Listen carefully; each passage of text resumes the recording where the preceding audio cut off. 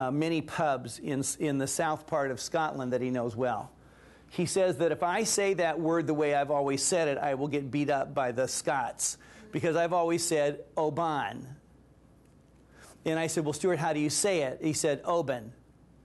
I said, oh, really? Oban, he said. So I went to the internet and found a site that actually had a translation of the way someone would say certain words with in the proper Scottish way versus the proper English way, and it is Oban. And this is so available. It's so amazing to me what technology offers us. I'm going to get to a reason for my saying this little silly example here in a minute that's a very serious example, but I had a teenager one time he told me why technology works and how it works. So I wanted to share that with all of you, and you might want to write this down.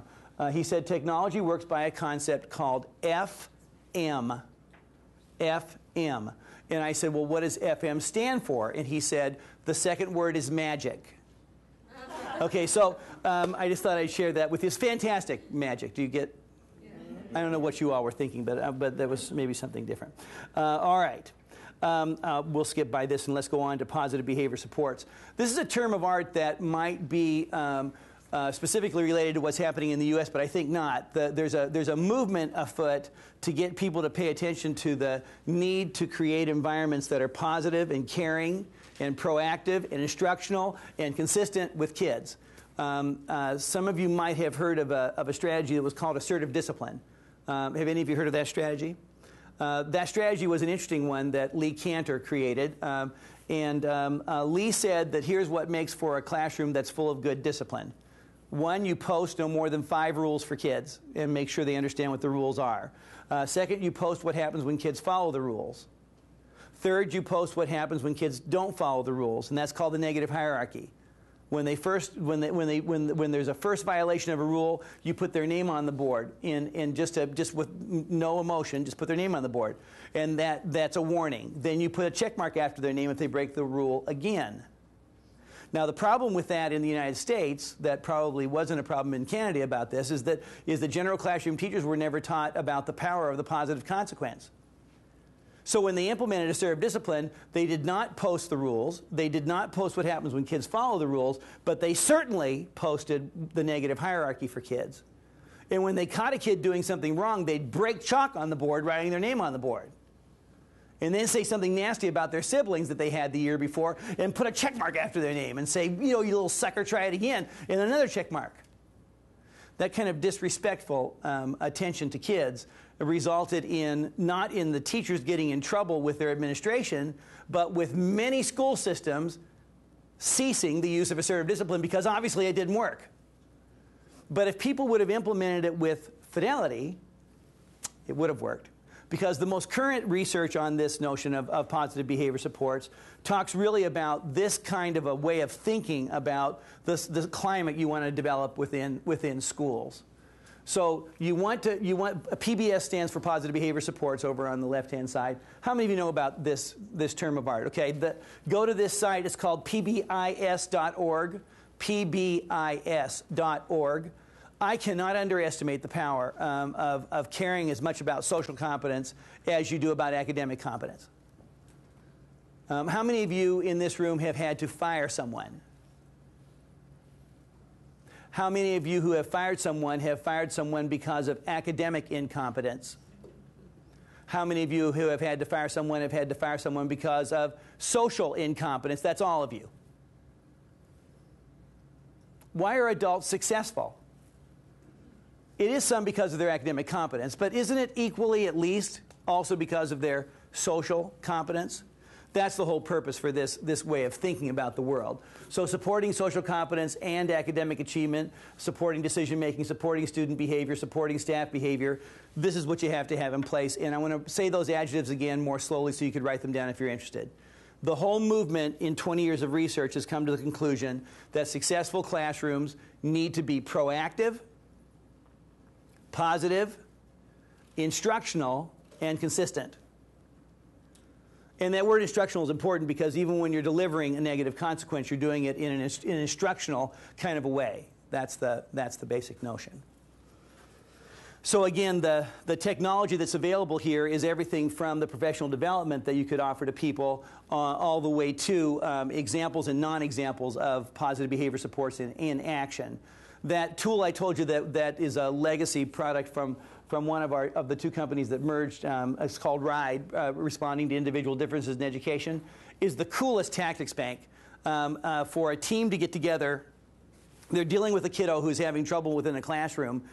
Here are 100 tactics that are research-based that you can take a look at, and then you can see some videos of it, and you can copy the tactic if you want to, and then try it out and come back.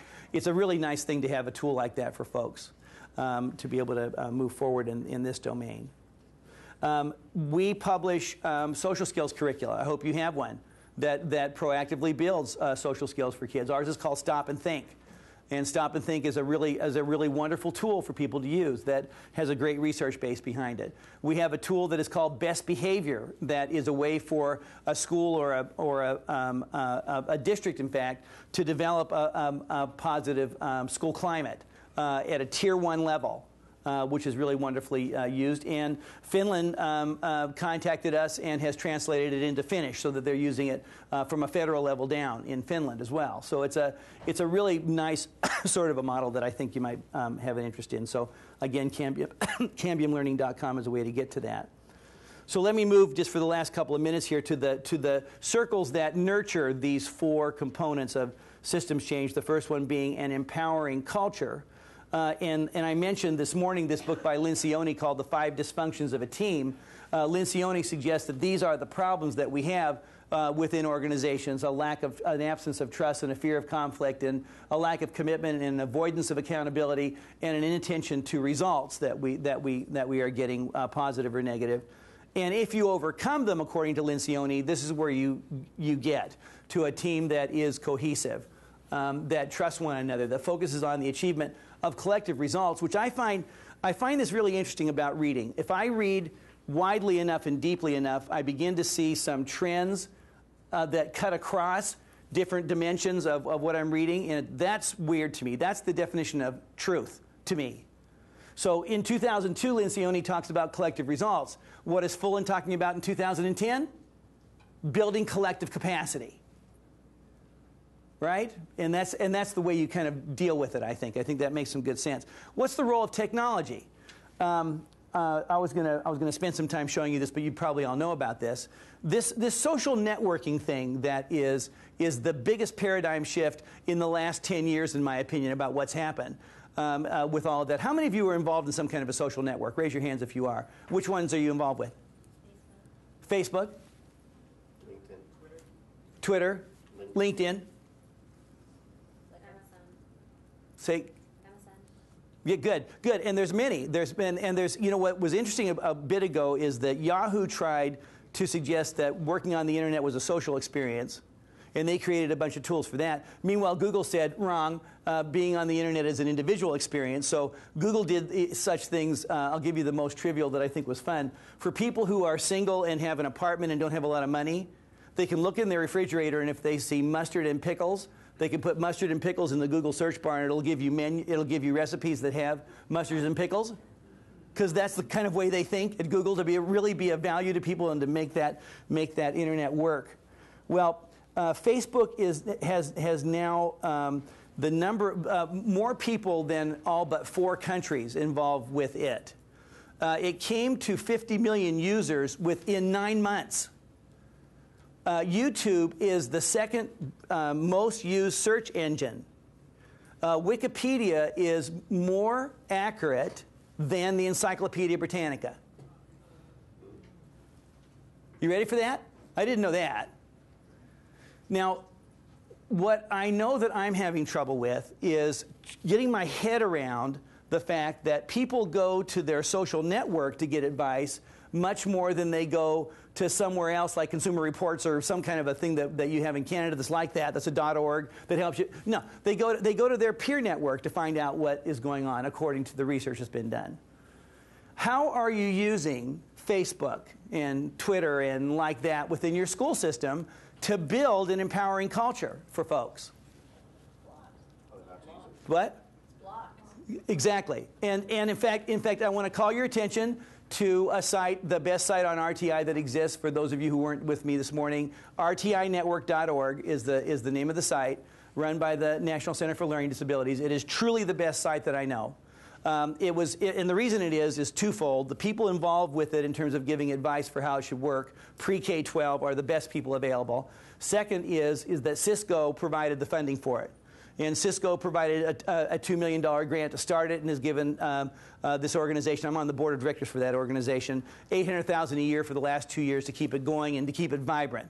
When there's an online forum on an RTI issue, the lips move with the sound and the sound moves with the lips, unlike in some other sites, because Cisco's behind it. Okay? So very, very cool stuff. It shows the power of this kind of activity and how you could make use of it. I've been asked to do a couple of blog stimuli, and that's been fun to do that and listen to and to pay attention to what people are saying within that blog. There are discussion boards that are available. It really reflects, I think, what we could actually do with this social networking thing that I think is in education is a little less utilized than it needs to be. Would you agree or not agree? I mean, I'm being 61. I thought the coolest thing is that I got to interact with my friend Rex Panton from high school, who I hadn't seen for 35 years. So that was the coolest thing. David's interacting with someone who lives around here or is going to be around here. Lives in Toronto. Yeah, and he hasn't seen this person for 21 years. 21 years. What a powerful thing for that to happen, right? Okay. All right. So let me just kind of go on from here and suggest to you that obviously technology can have a part in building this empowering culture. I'll say one last thing about it. This is an ancient version of this, but Utah was one of the first states to build a microwave-based system that would allow people who live in really remote areas to be able to interact with people who live in cities in Utah. And so there were like 50 sites at that point where people could go. This was before Skype and all the other things you can use now. But here's what I thought was cool.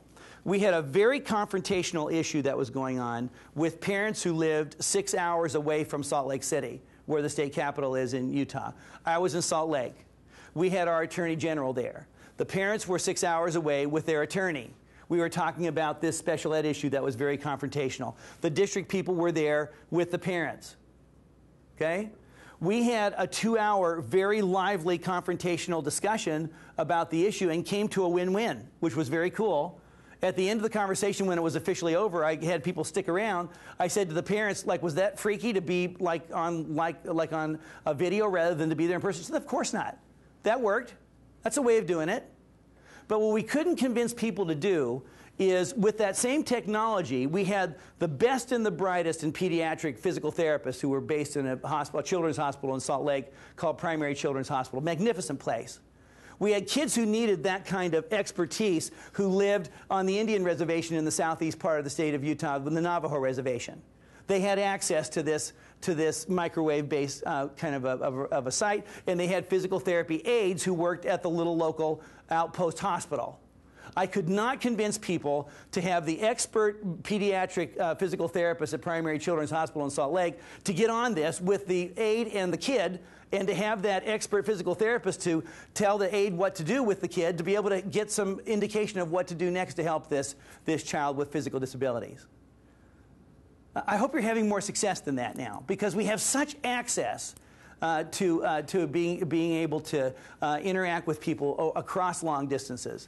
That should be answers to questions that I hope we're using better than that non-example. The best example I have of Skype is that our last Academy Awards party, because it's a big giant deal in the United States, the Academy Awards, we've done this for 9 years in a row, this party. This year we had my laptop up and the camera on the laptop going, and our friends in Seattle were in our party in Colorado. And they were doing a party, we were doing a party, we were betting at both places, we were having this giant network party. And we thought we were very cool doing that, because that was social networking. Okay, so moving on to professional development for a moment here. There is a study that was done that is widely disseminated and used in the United States by Joyce and Showers back in about the year 2002, where that kind of started a coaching revolution in the United States. People said, oh, the only good training is when you're doing it on-site, embedded in what the person does. That's the only good training there is. All this other stuff is crap, like what we're doing right now.